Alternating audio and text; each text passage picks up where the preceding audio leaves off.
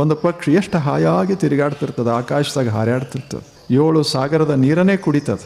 106 kilometre ಸುಮ್ಮನೆ ಹಿಂಗೆ ಹಾರ್ಕೊಂಡು ಬಂದಿರ್ತದೆ. ಬೇಕಾದಷ್ಟು ಹಣ್ಣುಗಳು, ಬೇಕಾದಷ್ಟು ಕಾಳುಗಳು, ಎಲ್ಲಿ ಬೇಕಲ್ಲಿ ಸಮೃದ್ಧವಾದ ನಿಸರ್ಗ. ಅದನ್ನ ಯಾರು ಕೇಳೋರದಾರ? ಇಷ್ಟೆಲ್ಲ ಸ್ವಾತಂತ್ರ್ಯ, ಮಸ್ತು, ಆನಂದ ಇರ್ತದೆ.